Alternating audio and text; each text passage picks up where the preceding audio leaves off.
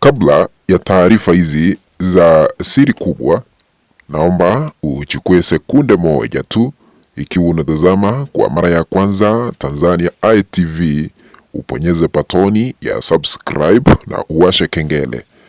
Cha kuzingatia zaidi, usisahau kuponyeza alama ya like. Karibu nikufahamishe yale ambayo yametufikia katika meza yetu ya habari hapa Mbeya, Tanzania. Sasa hatimaye mahakama ya kihalifu ya kimataifa ambayo ipo pale Uholanzi ya ICC imevamia Samia Suluhu Hassan ambaye ni rais wetu katika taifa la Tanzania. Unapotazama skrini yako sasa hivi, chapisho hili la Mwanahalisi, gazeti hili la Mwanahalisi limeweza kuchapisha habari na kusema ya kwamba ICC kutua nchini. Yaani mahakama ya kimataifa ya ICC hatimaye imeamua na imefika katika taifa la Tanzania kuanzisha uchunguzi kuhusiana na maafa yaliyoshuhudiwa katika taifa letu la Tanzania.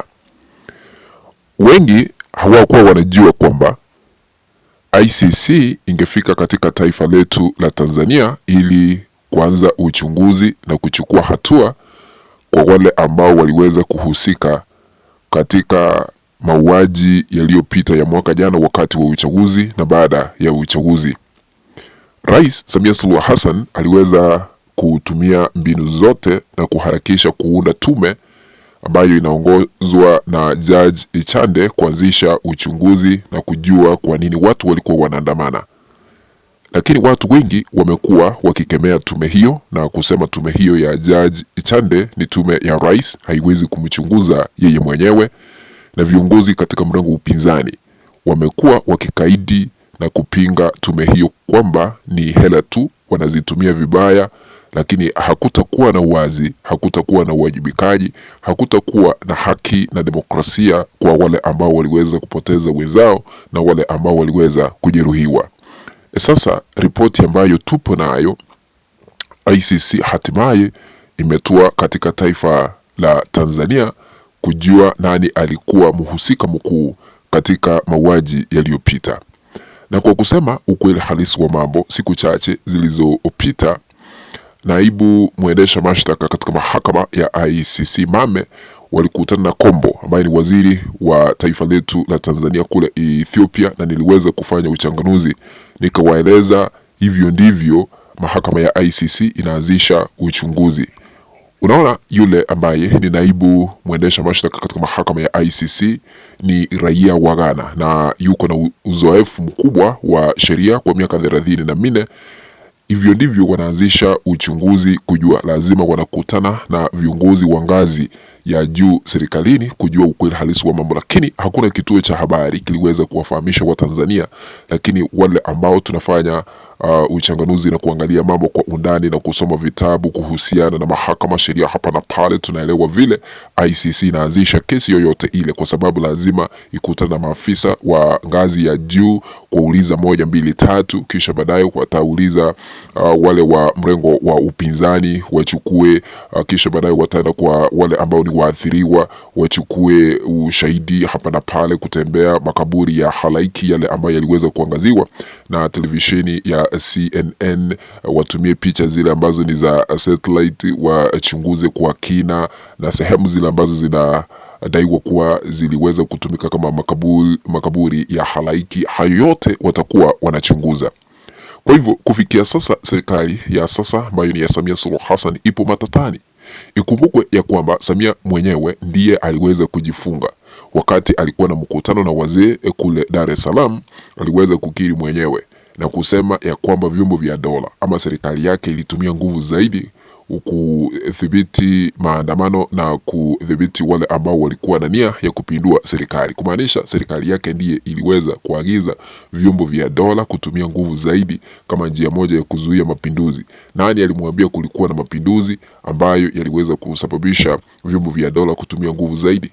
Na ikumbukwe kufikia sasa serikali ya Samia Suluhu Hassan haijatangaza hadharani idadi ya wale ambao waliangamia, lakini shirika lile la Amnesty International likasema ya kwamba zaidi ya watu 700 hapo waliweza kuaga dunia, na wengine wakadai ni maelfu ya watu ambao waliweza kuangamia, lakini kufikia sasa hamna yeyote ambaye anaelewa ni wangapi waliweza kuaga. Lakini kwa msingi ama cha msingi ni wazi kwamba watu waliweza kuaga dunia wengi zaidi katika maandamano na ya uchaguzi uliopita na baada ya uchaguzi huo ambao uliopita. Na kwa nini watu walikuwa wanapigwa risasi? Kwa nini watu walikuwa wanauliwa? Ni kwa sababu walikuwa wanapinga sheria ambazo ziliweza kuletwa na Samia Suluhu Hassan kumfungia Tundu Lissu kuwania kiti cha urais, funga kwa jela kwa miezi sasa 9, hajaachiliwa uhuru. Mpina wa ACT Wazalendo naye akazuiliwa, hakuwania kiti cha urais, sasa akaenda debeni peke yake. Sasa haya yote yanaenda kuchunguzwa. Kwa nini Samia Suluhu Hassan alifanya hivyo?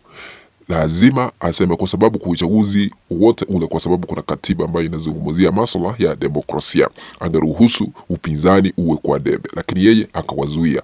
Namba 2, lazima ajibu kwa nini aliweza kuapishwa chini ya ulinzi wa kijeshi. Namba 3, kwa nini aliweza kuapishwa ndio chini ya ama katika uwanja wa kijeshi na wananchi hawakuruhusiwa kuingia pale, kwa sababu unapoingia Ikulu kama kiongozi lazima uwe kiongozi wa wananchi. Wananchi walikuwa katika uwanja wa kijeshi, hawakuwa pale. Kwa nini? Shughuli hizo ndizo huenda zitamzuia ama kumfunga katika mahakama ya ICC. Nambari nyingine ni wazi kwamba Samia Suluhu Hassan aliweza kutumia mamlaka yake vibaya kwa kutumia vyombo vya dola kuwaua Watanzania. Hayo lazima yaende kujibiwa. Nani alikuwa anatekeleza hayo? Nani alikuwa ametoa agizo hilo? Miili ipo wapi ya wale ambao waliweza kuangamia? Kwa sababu kufikia sasa kuna familia zile ambazo bado zinaendelea kuomboleza kwa sababu hazijapata miili ya wenzao, jamaa zao, ndugu zao ambao waliaga dunia.